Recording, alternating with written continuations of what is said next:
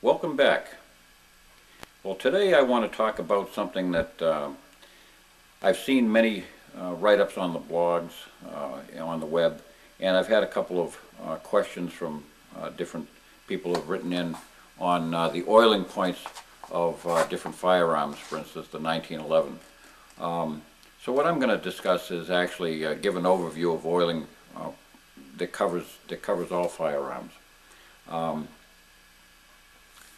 There are two primary reasons for lubrication. One is for protection, and the other one is for lubricity. In other words, to protect against erosion and friction wear. So let's talk about, first of all, the protective elements of oil. In the early days of shooting, up until even the mid to late 60s, many of the oils that were on the market were natural-based oils, and when used indiscreetly, they would cause orange shellac to build up inside the gun. They were very detrimental to the actual mechanics of a firearm when used without discretion. You've probably seen some guns that have been stored for a few years, and you have this orange buildup on the surfaces, especially on those surfaces that are natural steel, silver color. You can see it readily. They can bind up an action and effectively take it out of commission altogether. Modern gun oils, and I'm going to say that this probably began with the LSA type of oil that the government used during the Vietnam era. The light small arms is what that was called. Starting with those oils, and then your CLP, and most of your modern oils now, gun oils, are synthetic based. As far as metal protection is concerned, all that's necessary is to just one or two drops, whatever is necessary, to just simply put a shine on the steel and to wipe it down, and basically wipe it off. Your only concern is to give it a microscopic film of oil. You don't want to have a cakey buildup of oil. You don't want to have it slimy or anything like that. You don't want to be causing problems, having oil contacting surfaces in your gun cabinet, getting on your gun bag. You don't want to have, oil-stained clothing and things of that sort. All that's necessary is basically just a microscopic film of the oil to protect the steel from the elements of, the corrosive elements and touching it and things of that sort. If you're watching this video right now, you've got 9/10 of the problem cured, because you've already paid attention to your gun enough so that you're inquisitive about watching this film. So that very fact means that you're probably going to be taking the gun out every now and then and wiping it down. Whenever you handle it, just give it a wipe over. I always have kept one of those old silicone rags that come in a plastic Ziploc bag. Keep that in your gun safe or your gun rack or wherever. Wherever you happen to have a gun in your range bag, take a silicone cloth along with you. That's really all that's necessary. If you keep it inside that bag, it'll last for many years. I've had the same silicone rag, I'm telling you, probably for 30 years, and it's still as good as new. Every now and then I take a can of silicone, just plain, not WD-40, but plain silicone, and I refresh it. Shake it out every now and then. Make sure if you ever think that you picked up any kind of grit or anything that got embedded into it, throw it away. Because that little piece of particulate matter will scratch. Now, as far as for lubricity purposes, for actual lubrication, I've seen an awful lot of hype about this. I see people out there talking about there's at least 15 different oils that people will talk about on the web, and they're very passionate about what different ones do. I'll say this: with all my experience and all the different kinds of oils I've used, most of it is a bunch of bunk. All oils have a certain amount of lubrication value. They have to be, with gun parts, with the small tolerances between the two metal parts, there's not an awful lot of room. You don't want to be putting such sticky components in there as, say, STP, because it's going to be way too sticky for the gun to operate properly.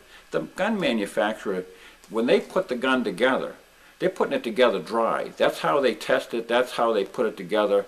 And the guys who are standing at the bench, when it's all said and done, if they were to bring that same gun home, if they built themselves a Mark III Ruger and, you know, bought it the next day at the local gun store, and they owned it, I can guarantee you they're probably not even going to ever oil the thing. They know that it's not going to deteriorate. There's nothing in the gun that's ever going to suffer sufficient frictional wear to wear out. You know, if you have one drop of oil on the slide wiped in with a rag, one drop of oil on the inside in the receiver, wipe it out. You know, all you need to do is color it with the oil and leave it at that and fire it, and don't worry about oil. Oil has a natural tendency to attract other elements, and they're not agreeable elements to a gun. You don't want to be attracting dust. You don't want to be attracting, you know, gunpowder residue from firing. You don't want to be attracting primer residue. And all these things have abrasive qualities. And when combined with oil, they create a paste. And the more of that stuff gets into the oil, the thicker the paste becomes. And eventually you end up with a situation where, because of the oil, you actually have like a valve grinding compound inside your gun, which starts to wear on things. The best possible thing that you can do for any gun to keep it from wearing out is to simply clean it more frequently. Every time you shoot it, clean it, that's all. When I was in the Army, you know, they issued LSA, and everybody used to dump it on everything, and you know, that caused more stoppages than you can imagine. The most important thing of all was simply to clean the gun, apply a small amount of lubricant to protect it from corrosion and the elements, and wipe it off. You don't want to really, you know, over lubricate. Over lubrication will cause more damage to a gun than under lubrication. Remember, your gun parts are hardened steel. If you've got an American-made gun, or a gun that's made to high-quality mechanical standards, the surface of those parts that are designed to rub together are extremely hard. You're not going to cut through them by simply wearing those parts together. If you're firing the type of gun that fires at such a rapid cyclic rate that you're actually creating friction between the two metal surfaces, you're going to be wearing out the barrel long before you're going to be wearing out the gun parts. I can guarantee you that. You know, you can ask any Marine or Army armorer, and they'll tell you that they don't replace triggers and hammers and springs and that sort. They replace barrels. That's all they replace. It's the barrels that wear out. And trust me, those guns, when they're issued, are not necessarily being cared for. Some of the, you know, in basic training, in boot camp and things like that, you know, the drill sergeant will come through, and he'll be very careful to make sure that, you know, he can wipe his white gloves inside your gun and come up clean. After you get done with boot camp and basic training, you know, a little bit of that care and dedication kind of falls by the wayside, and the guys just, you know, they're like everybody else, you know, they clean to the degree that their heart tells them to, and that's about it.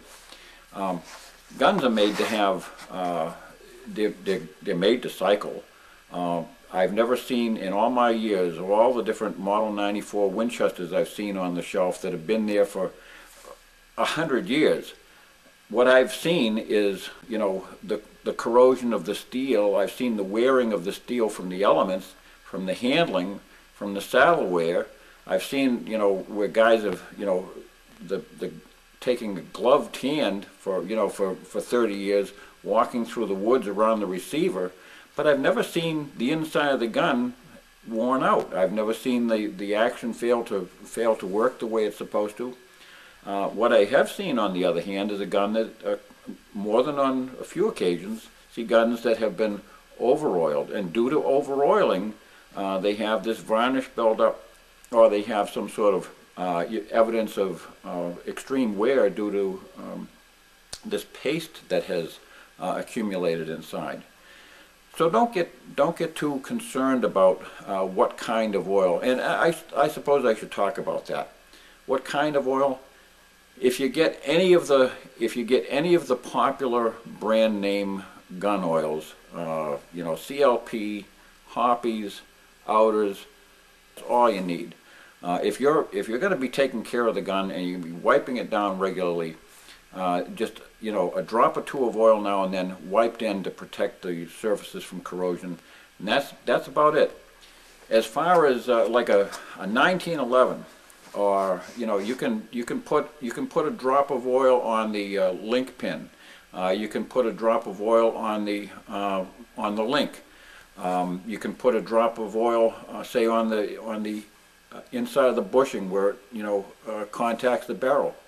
Wipe it in and wipe it off, and that's it. And don't be getting too concerned about it.